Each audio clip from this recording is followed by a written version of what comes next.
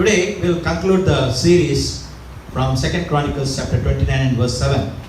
రెండవ దినవృత్తాంతాలు 29వ అధ్యాయం 7వ వచనం నుంచి మనం కలిగి ఉండే వర్తమానాలని ఈ రోజుతో ముగించుకుంటాం.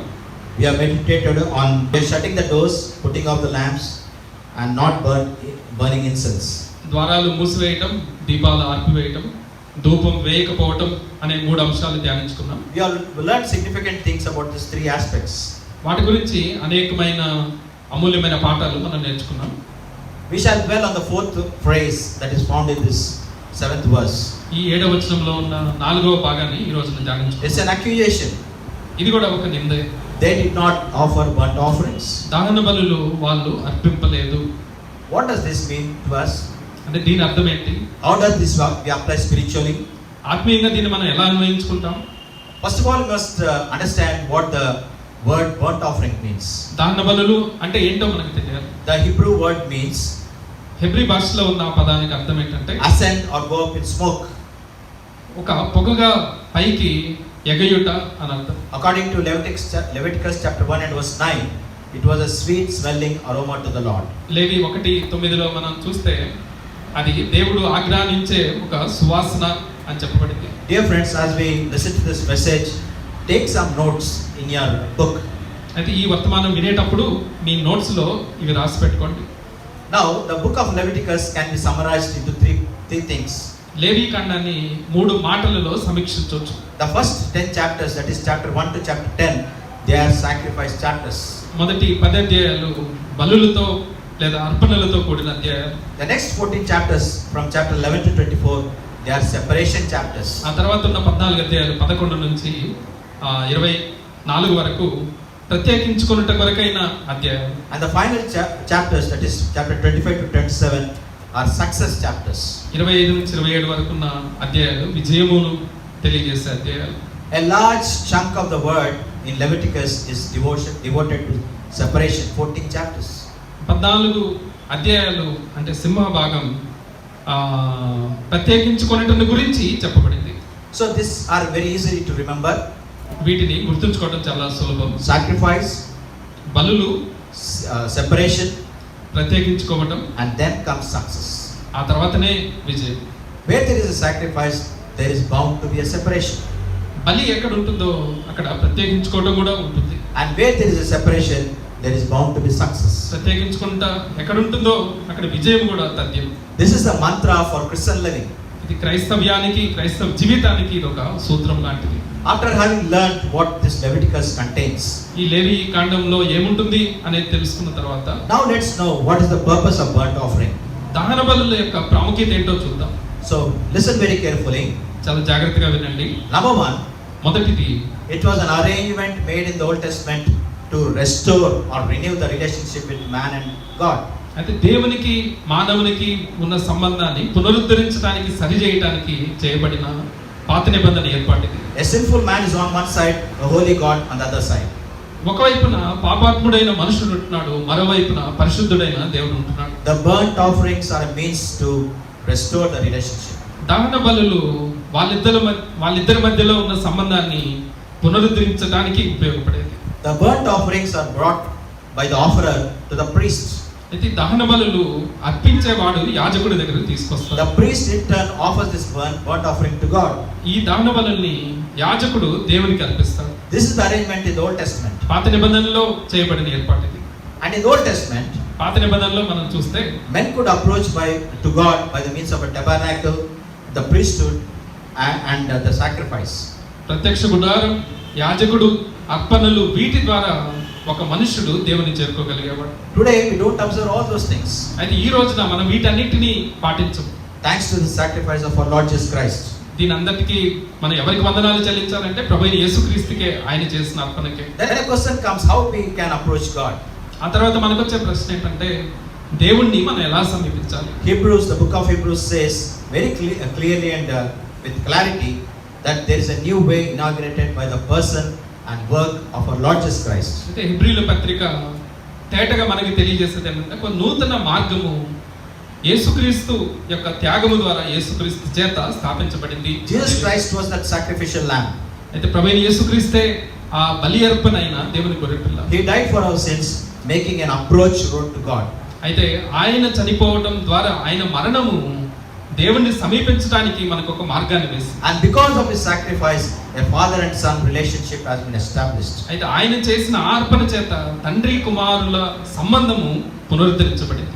And just because of this, all the OT sacrifice, Old Testament sacrifices have been dispensed. అయితే దాని చేత కేవలం ఆ ఒక్క పని చేత పాత నిబంధన బలులన్నీ నిరర్ధకం చేయబడ్డాయి. So in spite of our an easy approach to God, దేవుని చేరుకోవడానికి సులభమైన మార్గం ఉన్నప్పటికీ people still continue to reject this way inaugurated by our Lord Jesus Christ.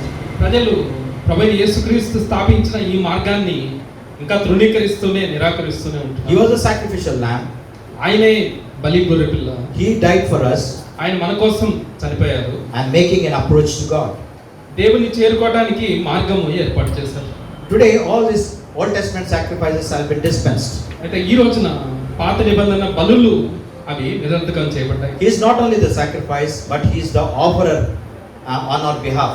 అయితే ఆయన అర్పణగా ఉండటం మాత్రమే కాదు, మన కోసం అర్పించే యాజకుడు కూడా ఆయన. He took his own precious blood as an atoning sacrifice. ఆయన తన యొక్క పరిశుద్ధమైన రక్తాన్ని ప్రాయశ్చిత్త బలిగా దేవుని కొరకు On our తీసుకున్నారు. behalf, he has made an atonement for our sins.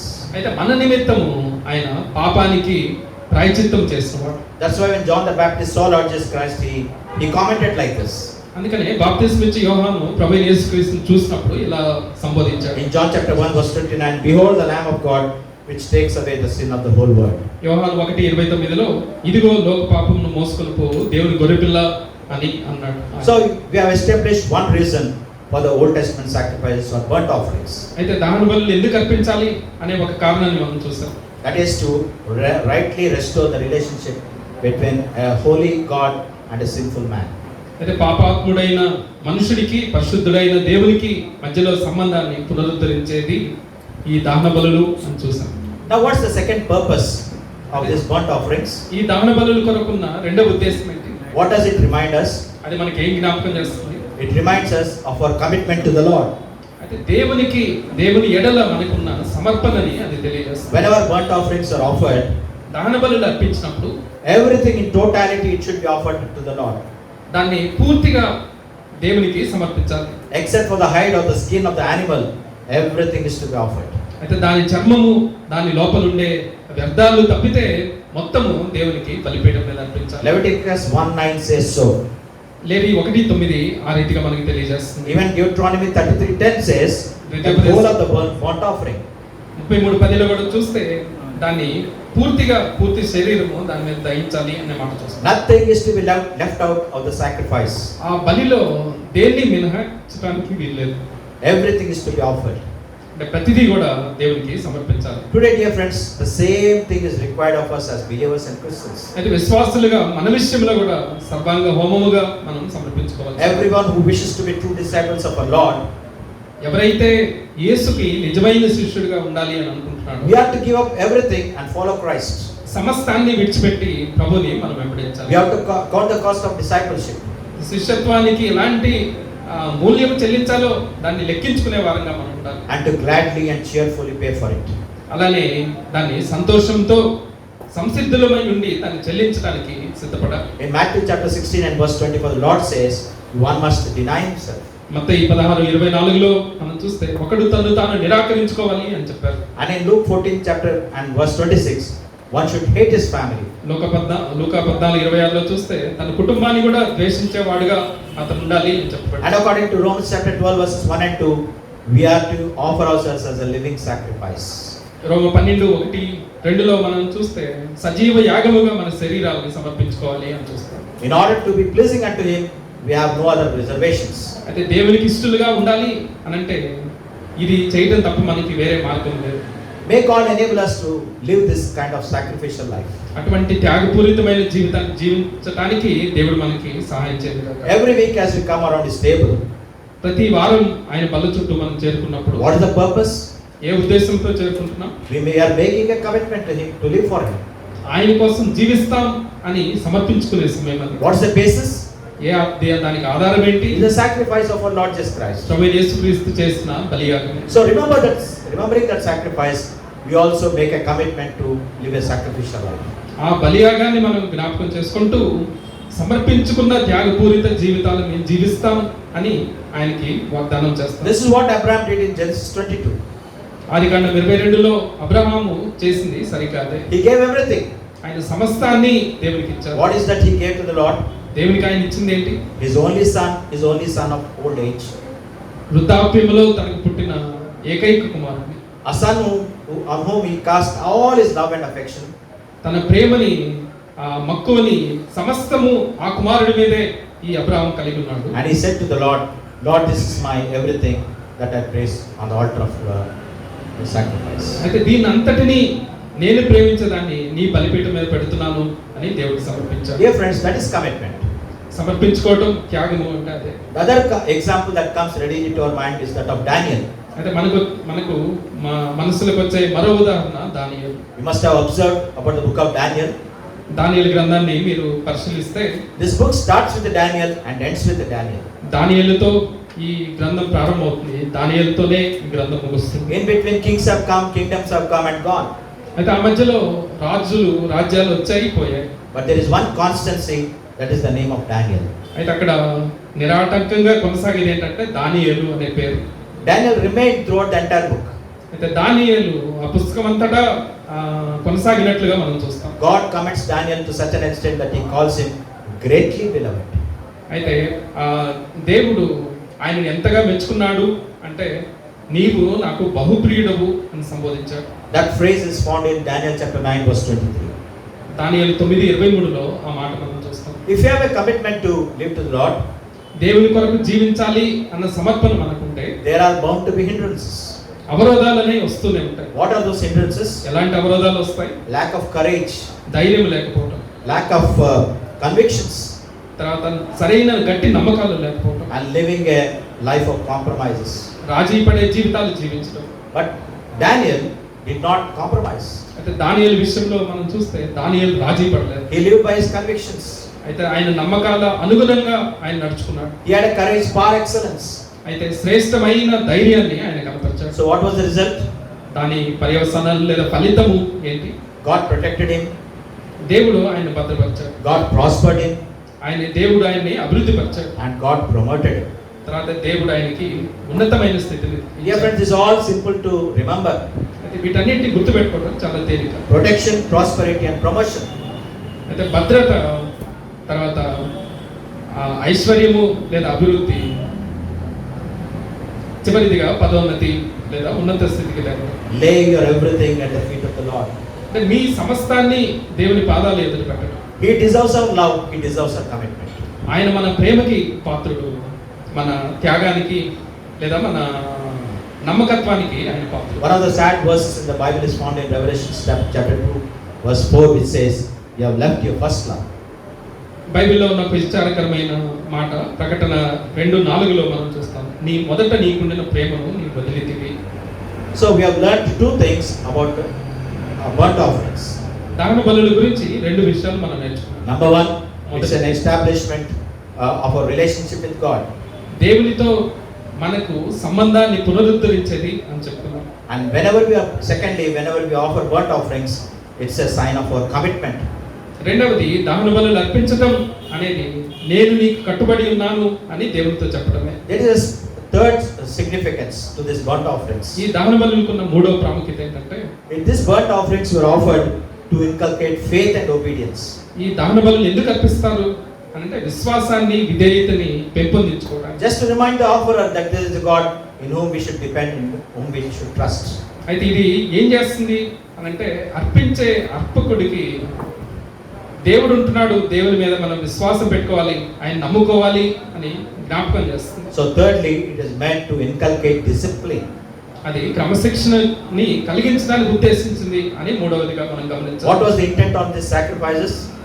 ఈ బలుల యొక్క ఉద్దేశం ఏంటి? It was meant to change us, not the Lord. అది మనల్ని మార్చడానికే కానీ దేవుని మార్చడానికి కాదు. Today, because of the sacrifice of our Lord Jesus Christ, the same is required of us. అంటే ప్రభు అయిన యేసుక్రీస్తు యొక్క బలియాగం వలన మన నుంచి కూడా దేవుడు కోరుకునేది అదే. If you read the first 10 chapters of the book of Leviticus, లేవికాండం మొదటి 10 అధ్యాయాలు మనం చదివితే meticulous details are given how the burnt offerings to be offered. దాన బలులు ఎలా అర్పించాలి అని చిన్న చిన్న విషయాలు కూడా చాలా ఖచ్చితంగా నిర్దిష్టమైన నియమాలు అక్కడ పొందుపరచారు. Even in the book of Deuteronomy, little details are given by the Lord. ద్వితీయోపదేశ కాండంలో కూడా చిన్న చిన్న విషయాల గురించి కూడా దేవుడు పట్టింపు కలిగిన వాడుగా ఉంటున్నాడు. How the sacrifices ought to be offered. దాన బలులు ఎలా అర్పించాలి అనే దాని గురించి ఖచ్చితమైన నియమాలు ఇవ్వబడ్డాయి. In all his works and ways, ఆయన మార్గాలు ఆయన క్రియలు మనం ఒకసారి పరిశీలన చేస్తే one thing we understand, observe is God is a lover of order and discipline. అయితే మనం గమనించాల్సింది ఏంటంటే దేవుడు క్రమాన్ని ప్రేమించేవాడు, He orders ప్రేమించేవాడు. He orders orderliness in our daily lives. మన అనుదిన జీవితాలలో క్రమము ఉండాలి, ఒక పద్ధతి ఉండాలి అని దేవుడు కోరుకుంటున్నాడు. In our families, in our churches, He demands and commands a disciplined life.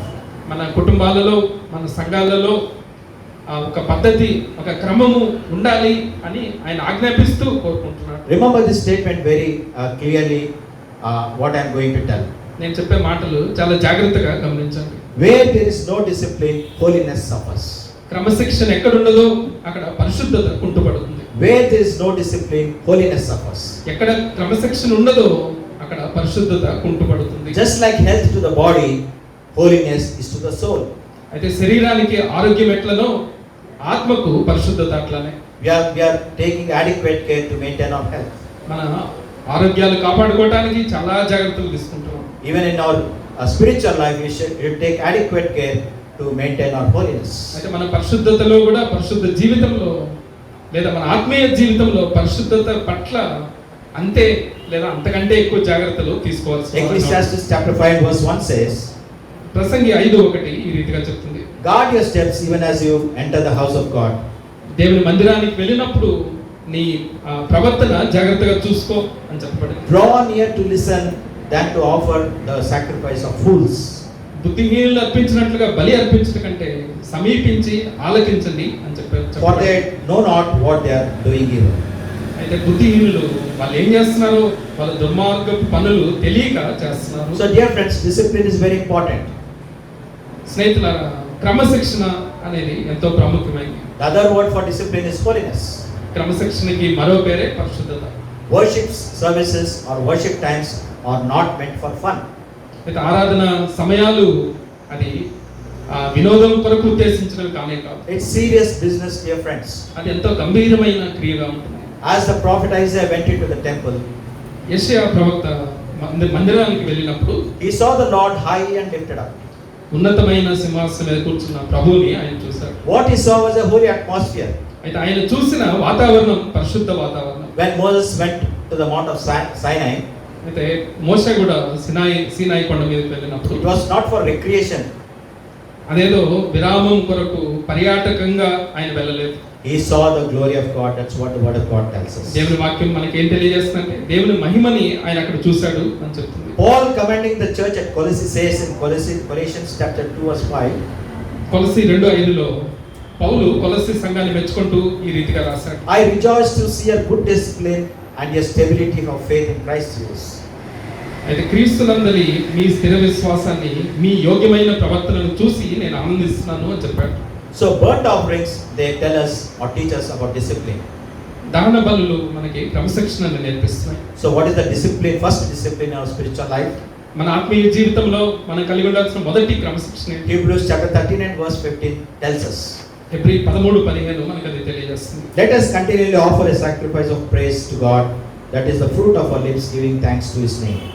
కాబట్టి ఆయన ద్వారా మనము దేవునికి ఎల్లప్పుడూ స్తుతి యాగం చేయదుము, అనగా ఆయన నామమును ఒప్పుకొనుచు జిహ్వా ఫలము అర్పించుదుము. Worship is not a spiritual or emotional outburst. ఆరాధన అనేది ఏదో ఉద్రేకముతో బయటకు వచ్చేది, పొంగేది కాదు. It is a way of life. అది మన జీవన శైలిగా ఉంటుంది. It is what we do in heaven also. అది పరలోకంలో కూడా మనం చేసే పనిగా ఉంటుంది. It not only should be joyful, but at the same time we should focus our attention on God, on a holy God. అయితే అది ఆనందంతో సంతోషంతో చేయడం మాత్రమే కాదు, పరిశుద్ధ దేవుడి మీద దృష్టి పెట్టి చేసేదిగా ఉంటుంది. Worship is not a burden, but it's to be enjoyed. ఆరాధన అనేది ఒక భారం కాదు, అది మన ఆనందము నిమిత్తము ఇవ్వబడింది. So let's introspect how much value we give to worship on ఆరాధన Sundays. ఆదివారం ఆరాధనకి మనం ఎంత విలువిస్తున్నాం అనేది పరిశీలన చేస్తున్నాం. The second discipline is the table. అయితే మనం కలిగి ఉండాల్సిన రెండవ క్రమశిక్షణ ఏంటంటే బల్ల కలిగి ఉండడం. At that time, we not only we assemble around the table, we remember the supreme sacrifice of our Lord. అయితే బల్ల చుట్టూ మనం కూడుకోవడం మాత్రమే కాదు, ఆ సమయంలో ప్రభువు చేసిన పరమ త్యాగాన్ని మనం గుర్తుపెట్టుకుంటాం. Remembering the sacrifice, we ourselves offer as a sacrifice. అయితే ఆయన త్యాగాన్ని, ఆయన బలిని జ్ఞాపకం చేసుకుంటూ మనల్ని మనము ఆయనకి బలిగా సమర్పించుకుంటాం. Our sacrifice to Him should be loving, living, and holy. అయితే మనం చేసే బలులు ఎలా ఉండాలి అని అంటే జీవముతో కూడినవై ఉండాలి, ప్రేమతో కూడినవై ఉండాలి, పరిశుద్ధతతో కూడినవై ఉండాలి. This table also reminds of our total and complete redemption when the Lord comes. అయితే ఈ బల్ల మనకి ఏం తెలియజేస్తుంది అని అంటే ప్రభువు వచ్చినప్పుడు మనం పొందే సంపూర్ణమైన విమోచనని తెలియజేస్తుంది. In our worship, we offer the sacrifices of our lips. అయితే మనం ఆరాధన చేసినప్పుడు మన జిహ్వా ఫలాల్ని మనం అర్పిస్తాం. In table, we offer the sacrifices of our bodies. అయితే మనం బలలో ఏం చేస్తాం అంటే మన శరీరాల్ని ఒక యాగముగా అర్పిస్తాం. And finally, we offer our tithes to the Lord as a gift of God.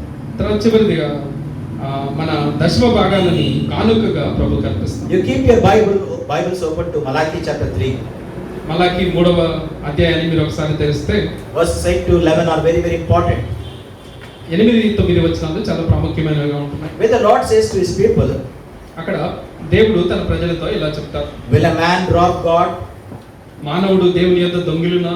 Yet you are robbing me, but you say, have we not? How have we robbed you? In tithes and offerings. అయితే మీరు నా యొద్ద దొంగిలితిరి, దేని విషయంలో మేము నీ యొద్ద దొంగిలితిమి అని మీరు అందరూ. What does the word robbing means? దొంగిలటం అంటే ఆ మాటకి అర్థం ఏంటంటే Taking someone else's property into our hands. అయితే వేరే వాళ్ళ వస్తువులని మన చేతుల్లోకి తీసుకోవడం అని అర్థం. Or taking the property of others which does not belong to us. అయితే వేరే వాళ్ళకి చెందినవి మనకి చెందనివి మనం తీసుకోవడం. Here God is accusing us, you have robbed me. అయితే ఇక్కడ దేవుడు ఏమంటున్నాడంటే మీరు నన్ను దొంగిలించారు అని అంటున్నాడు. The things that belong to me, you have taken it away. అయితే నాకు చెందినవి మీరు తీసుకొని వెళ్ళారు. And very clearly it says in tithes and offerings. ఆయన అక్కడ చాలా తేటగా 10వ భాగమును ప్రతిష్ఠాపనమును ఇయ్యక మీరు దొంగిలించారు. When we don't tithe, we are robbing God. ఎప్పుడైతే దశమ భాగాలు ఇవ్వమో దేవుణ్ణి మనం దొంగిలిస్తున్నాం. One of the hard words God says, you are dopadi dongal. అయితే దేవుడు You are robbers. ఇక్కడ కఠినమైన మాట ఏంటంటే మీరు దొంగలు, దోచుకునేవారు అని అంటున్నాడు. So our attitudes towards giving the Lord that 1/10 is very important. అయితే దేవునికి ఆ దశమ భాగం ఇచ్చే విషయంలో మన వైఖరి దేవుని విషయంలో చాలా ప్రాముఖ్యంగా ఉంటుంది. Even if it hurts us, అది మనల్ని బాధించినప్పటికీ we should set apart that part to God. అయితే ఆ దశమ భాగాన్ని ప్రభువుకి మనం పక్కన పెట్టి ఆయనకి చెల్లించాల్సిందే. For salaried people, what does 1/10 mean?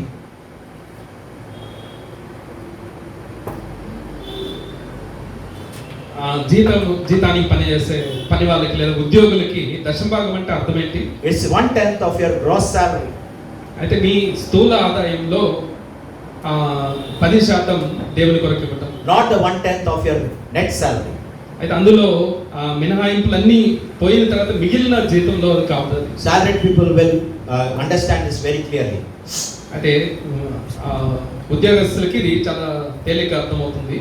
What does verse 9 say? Secondly, 9వ వచనం మనకి తెలియజేసే రెండవ సంగతి ఏంటంటే you are cursed with a curse of robbing me. అయితే మీరు దొంగిలిస్తూ శాపగ్రస్తులు అవుతున్నారు అని చెప్పాడు. What is the end result when we don't tithe? దశమ భాగాలు ఇవ్వకపోతే దాని పర్యవసానం ఏంటి? God places our family under a financial curse. అయితే దేవుడు ఒక ఆర్థిక సంబంధమైన శాపాన్ని మన కుటుంబం మీద ఉంచొచ్చు. We are deliberately putting ourselves under a curse of God. అయితే ఆ రీతిగా చేయటం ద్వారా దేవుని శాపానికి మనం లోను చేసుకుంటున్నాం. So when we don't tithe, let clearly know the consequence. అయితే దశమ భాగాలు ఇవ్వకపోతే దాని పర్యవసానాలు గమనించాలి. And in the same verse 9, అదే 9వ వచనంలో మనం చూస్తే what does the word of God say? దేవుని వాక్యం ఏం చెప్తుందండి? Bring the whole tithe in the storehouse, so that there may be food in my house. నా మందిరములో ఆహారం ఉన్నట్లు 10వ భాగం అంతయు మీరు నా మందిరపు నిధిలోనికి తీసుకొని రండి. So where should we put our tithes? మన దశమ భాగాలు ఎక్కడ పెట్టాలి, ఎక్కడ In the వేయాలి? storehouse of the Lord. అయితే దేవుని నిధిలోకి లేదా మందిరపు నిధిలోకి We have to bring our tithes where we are spiritually nourished and cherished. ఎక్కడైతే మనం ఆత్మీయంగా పోషించబడుతున్నామో అక్కడికి మనం దశమ భాగాలు తేవాలి. Your 1/10 should come directly to the church where you attend. అయితే మీరు ఏ సంఘానికి హాజరవుతున్నారో ఆ సంఘానికి మీ దశమ భాగాలు చెందాలి. So what is the thing that the church experiences when you bring your tithes? అయితే ఈ రీతిగా దశమ భాగాలు మందిరానికి తెచ్చినప్పుడు సంఘము ఏమనుభవిస్తుంది? You are supporting the ministries of the church. ఆ మందిర పరిచర్యని మీరు బలపరిచేవారుగా, దానికి సహాయపడేవారుగా ఉంటారు. Suppose you have a desire to give to other ministries. వేరే పరిచర్యలకు ఇవ్వాలి అనే ఆశ ఉందనుకోండి మీకు, Give it from the 90% that it is at your disposal. అయితే మీకు మిగిలిన 90% నుంచి మీరు ఇచ్చుకోండి. Not from the 1/10.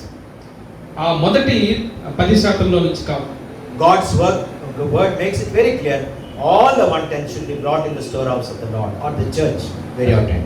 దేవుని వాక్యము చాలా స్పష్టంగా ఆ మొదటి దశమ భాగం దేవుని మీరు హాజరయ్యే మందిరపు నిధిలోనికి తీసుకురావాలి అని దేవుని వాక్యం ఖచ్చితంగా చెప్తుంది. Now, fourthly, come to verse 10. చివరిదిగా 10వ వచనానికి వస్తే, I will open the windows of blessing. అలా చేస్తే ఆకాశపు వాకిళ్లని దీవెనలు కుమ్మరించడానికి నేను తెరుస్తాను అని అంటున్నాడు. The key to our blessing is tithing. Remember this. అయితే మనం ఆశీర్వదించబడటానికి తాళపు చెవి లాంటి సూత్రం ఏంటి అని అంటే దశమ భాగాలు ఇవ్వటం. Open your fists, my dear friends, and see what a blessing it gives. అయితే మీ పిడికల్ని తెరిచి ఎటువంటి ఆశీర్వాదాన్ని అది మీకు తెస్తుందో గమనించండి. After this message is over, read this portion very clearly. ఈ వర్తమానం అయిపోయిన తర్వాత ఈ భాగాన్ని చాలా జాగ్రత్తగా చదువుకోండి. God says further, కొంచెం ముందుకు వెళ్తే దేవుడు ఏమంటారంటే, He opens His doors of heaven and pours out until it overflows. ఆకాశపు వాకిళ్లను విప్పి పట్టజాలనంత విస్తారముగా దీవెనలు కుమ్మరిస్తాను అని దేవుడు సెలవిస్తున్నారు. God blesses not in trickles, but He pours out. అయితే దేవుడు ఆశీర్వదిస్తే అది చిలకరించినట్లుగా కాదు కానీ పొంగి ప్రవహించే వెల్లువలాగా ఆయన ఆశీర్వదిస్తారు. Many of us don't understand this secret of blessing. అయితే దేవుని ఆశీర్వాదాలలో ఉండే రహస్యాన్ని అనేక మంది మనం అర్థం That's చేస్తాం. why throughout our life we live a poverty-stricken life. అందుకనే మన జీవితాలంతా దారిద్ర్యంతో మనం గడుపుతూ ఉంటాం. Then there's one more thing, the final climax to this passage. ఈ వాక్య భాగానికి ముగింపు మాట, చివరి మాట ఏంటంటే, Verse 11 says, I will rebuke the devourer for you. 11వ వచనంలో మనం చూస్తే మిమ్మల్ని మీ పంటల్ని మిరింగివేసే వాటిని నేను గద్దిస్తాను అని చెప్తాను. So that it will not destroy the fruits of the ground, nor will your wine in the field cast. మీ పంటను తినివే పురుగులకు నేను గద్దించదను, అలానే అవి మీ భూ పంటను నాశనం చేయవు, మీ ద్రాక్ష చెట్లు అకాల ఫలములను రాల్పకయులను. So what is the consequence when we bring tithes into the church? దేవుని మందిరంలోకి దశమ భాగాలు తెస్తే మనకు వచ్చే లాభం ఏంటి? God takes the burden of protecting us. మనల్ని భద్రపరిచే బాధ్యత దేవుడు తీసుకుంటారు. God takes the burden to protect out the remaining 90%. మిగిలిన 90% భద్రపరిచే బాధ్యత దేవుడు తీసుకుంటారు. Nothing will be wasted. Nothing will be robbed. అయితే అందులో ఏది దోచుకోబడదు, ఏది వృధాగా పోదు. I will rebuke the devourer. అయితే అలా మృంగి వేసే వాటిని, తినివేసే వాటిని నేను గద్దిస్తాను అని దేవుడు చెప్తున్నాడు. So this is a bonus for us. అయితే ఇది మనకు వచ్చే bonus. After the blessing, God adds a bonus. అయితే దేవుడు ఆశీర్వదించిన తర్వాత దానితో పాటు ఇది జత చేసేవాడుగా ఉంటున్నాడు. So dear friends, these are the disciplines we observe when burnt offerings are given. అయితే దహన బలులు దేవునికి అర్పించేటప్పుడు మనం కలిగి ఉండే క్రమశిక్షణలు ఈ రీతిగా ఉంటున్నాయి. We are renewing our relationship with the Lord. దేవునితో ఉండే సంబంధాన్ని పునరుద్ధరించుకుంటున్నాం. Secondly, we are committing ourselves unto the Lord as a living sacrifice. రెండవది సజీవ యాగముగా ప్రభువుకి మనం సమర్పించుకుంటున్నాం. And thirdly, we are inculcating some disciplines and follow these disciplines very seriously. తర్వాత మూడవది కొన్ని క్రమశిక్షణలు మనం అలవర్చుకొని వాటిని చాలా తీవ్రంగా ఖచ్చితంగా మనం పాటించే వారంగా ఉంటాం. So in the days of Hezekiah and the kingdom of Judah, what are these people trying to tell by not offering burnt offerings? హిజ్కియా దినాలలో యూదా ప్రజలు ఈ రీతిగా దహన బలులు అర్పించకుండా ఉండి మనకేం తెలియజేస్తున్నారు? Number one, Lord, we don't want to come near it. అయితే మొదటిది, నీకు సమీపంగా రావటం మాకు ఇష్టం లేదు We, అని అంటున్నారు. we want to live our lives from a far off distance. అయితే నీ నుంచి దూరంగా మేము జీవించాలి అని ఆశపడుతున్నాం. But today we should be singing like the hymn, draw me nearer, nearer to the blood-pierced side.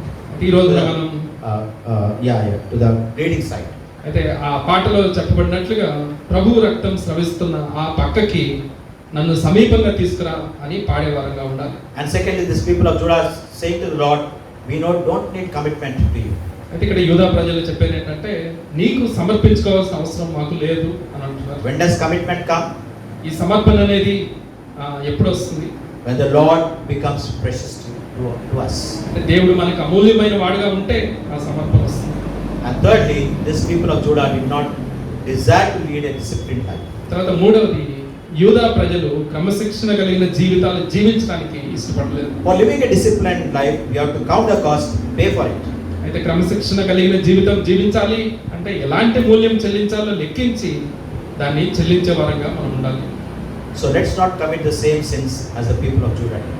యూదా ప్రజలు చేసిన పొరపాట్లు పాపాలు మనం చేయకూడదు. After listening to the sermons from the verse 7, ఈ 7వ వచనం నుంచి ఈ వర్తమానాలు విన్న తర్వాత what does the word of God say in verse 11? 11వ వచనంలో దేవుని వాక్యం ఏం చెప్తుంది? My sons, do not be negligent now. నా కుమారులారా, మీరు అశ్రద్ధ చేయొద్దు అని ఉంటుంది. For the Lord has chosen you to stand before him, to minister to him, and to be his ministers and burn incense. నా కుమారులారా, తనకు పరిచారకులై ఉండి ధూపం వేయుచుండుటకును, తన సన్నిధిని నిలుచుటకును, తనకు పరిచర్య చేయుటకును యెహోవా మిమ్మల్ని ఏర్పరచుకొనేను కనుక మీరు అశ్రద్ధ చేయకుడి. The word of God has come very loud and clear to us.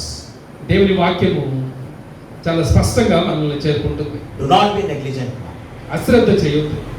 So finally, చివరిగా, don't shut your doors for the Lord. ప్రభు పరిచర్య విషయంలో మీ ద్వారాలు మూసుకోకండి. Ask him for his involvement in everything as you live with this man. క్రైస్తవ జీవితాన్ని మీరు జీవించేటప్పుడు మీ జీవితంలో ప్రతి అంశములో ప్రతి దాని యందు ఆయన జోక్యాన్ని మీరు కోరుకోండి. Don't put out your lamps of witnessing. అలానే సాక్ష్యపు దీపాలని ఆర్పివేయద్దు. Make it a practice to share your testimony, your conversion to someone. తర్వాత మీ సాక్ష్యాన్ని మీరు ఏ రీతిగా ప్రభువుని అంగీకరించారో ఆ విషయాలు ఇతరులతో పంచుకోకుండా ఉండొద్దు. Burn your incense regularly. అలానే మీ ధూపాన్ని క్రమంగా వేయండి. Have a disciplined prayer life. క్రమశిక్షణ కలిగిన ప్రార్థనా జీవితం కలిగి ఉండండి. You can be praying for any time. అయితే ఏ సమయంలోనైనా మీరు ప్రార్థించవచ్చు. And finally, చివరిదిగా, let's all bring our offerings, burnt offerings. మన దహన బలుల్ని ప్రభు దగ్గరికి తెద్దాం. Let's renew our relationship. ఆయనతో మనకున్న సంబంధాన్ని పునరుద్ధరించు. Let's make a commitment to him. ఆయనకి తిరిగి సమర్పించుకుందాం. And finally, let's be this our endeavor that we will live a disciplined life. క్రమశిక్షణ కలిగిన జీవితం జీవించడానికి ప్రయాసపడదాం. May God bless this word. దేవుడి మాటలు దీవించుగాక.